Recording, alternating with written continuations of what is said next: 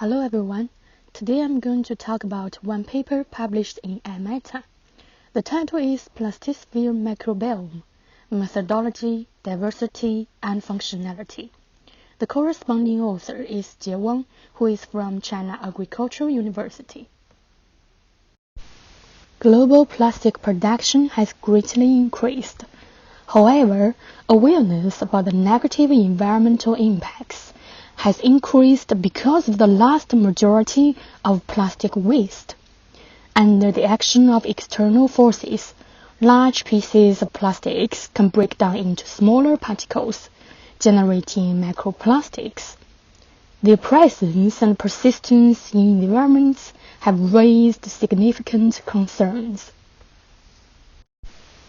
Microplastic surface can provide a unique niche for the growth of a diversity microorganisms, which is called the Plastisphere. The first paper about Plastisphere was published by Dr. Eric.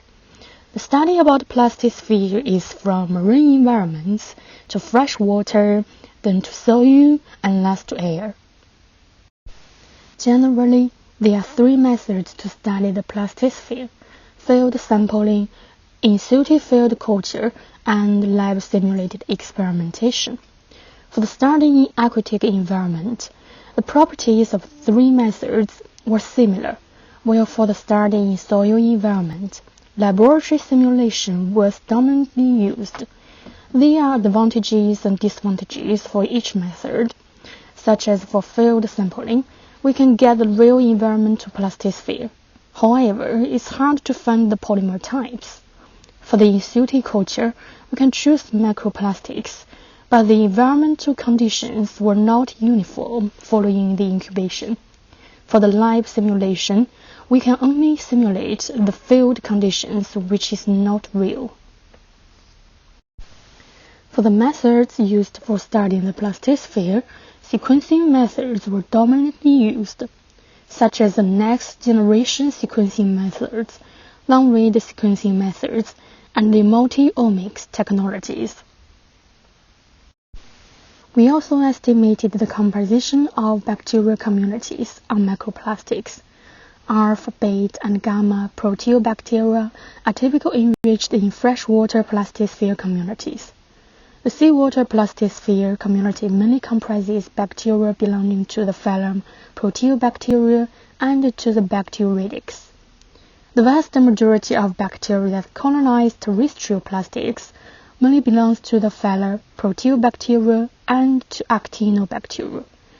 Several studies talk about the assembly processes of plastisphere. Both niche-based and neutral theories have been used. The function of plastisphere were reviewed. We talk about the ability of plastisphere to degrade the microplastics, the effects of plastisphere on elemental cycling, the vector effects for antibiotic resistance genes, and potential pathogens. A lot of work is still needed to study plastisphere. The community succession, the key factors, and the fungi on microplastics should be focused on in future studies. Comprehensive technologies are also needed. Well, thank you for your attention.